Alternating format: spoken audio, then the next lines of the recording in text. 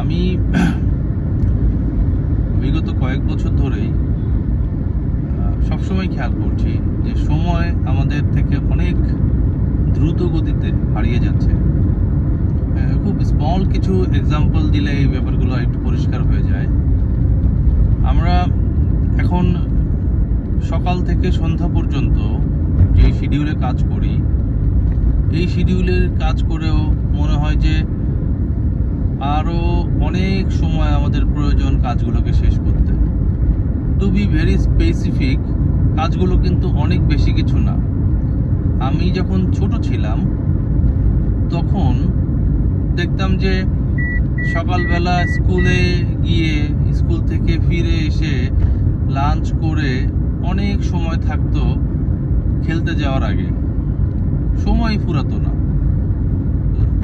লাঞ্চের পরে একটা লম্বা সময় মনে হতো যে আমি বসেই আছি, আমার দিন শেষ হচ্ছে না, টাইম শেষ হচ্ছে না।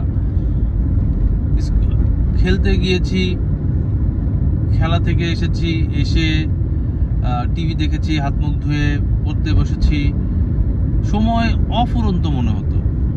আর এখন আমার ওয়াইফকে বের হওয়ার আগে ফোন করি যে আমি বের হচ্ছি, এটা বলার পরে যখন একটু ডেস্ক ক্লিন করি অথবা কারোর সাথে গ্রিট করে বিদায় নেই, আমার ফেলো কলিগস বা সিনিয়র কলিগস, দেখা যায় আধা ঘন্টা নাই। মানে ওয়াইফকে ফোন করলাম 5:30, কিছুই করলাম না। একটু হয়তো স্যারকে বলতে গেলাম স্যার আসি, স্যারও বললো ঠিক আছে আসো। এই আসি আর আসো এটুকুই কথাবার্তার মাঝখানেই আমার 30 মিনিট সময় চলে গিয়েছে। বাসায় ফিরতে ফিরতে 1 থেকে 1.5 ঘন্টা লেগে যাচ্ছে। বাসায় ফেরার পরে একটুখানি ফ্রেশ হয়ে মাগরিবের নামাজ পড়ে চা খেতে খেতেই 8:30 বেজে যাচ্ছে।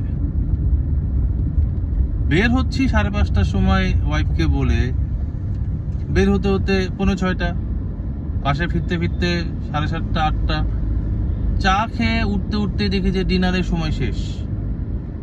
ডিনারের জন্য নিজেরা প্রস্তুতি নিচ্ছি, বাচ্চাকে প্রস্তুত করছি, করতে করতেই 10টা 10:15 বেজে যাচ্ছে, বাচ্চাকে ঘুম পাড়াতে পারতে 11টা। এরপরে কখন নিজের জন্য একটু সময় বের করবো, কখন ঘুমিয়ে পড়বো। নিজের জন্য যদি সময় বের করার জন্য ঈশার নামাজ পড়ে আপনি যদি নিজের জন্য আধা ঘন্টা সময় ব্যয় করি, এই 1টা বেজে গেছে। 1টার সময় যদি ঘুমাই, ঘুম থেকে উঠতে হতো 7টা 7:30 8টা। অ্যাকচুয়ালি সময় কোথায় যাচ্ছে কিছুই বুঝতে পারছি না। অনেকদিন আগে কোনো এক জায়গায় পড়েছিলাম যে শেষের দিকে জীবন যখন চলে আসবে, মানে পৃথিবীর যখন জীবন শেষ হয়ে যাবে, তখন সময় খুব দ্রুত গতিতে এগোবে। হয়তো সেই সময়টা পার হচ্ছে।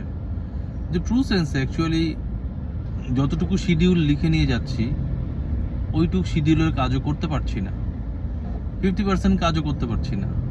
স্ক্যাটার্ড ওয়েতে এটা সেটা করি। ইম্পর্টেন্ট কাজের থেকে আর্জেন্ট কাজ নিয়ে আমরা বেশি মাতামাতি করি। কেন যে এরকম হচ্ছে, এটারও কোনো স্পেসিফিক অ্যান্সার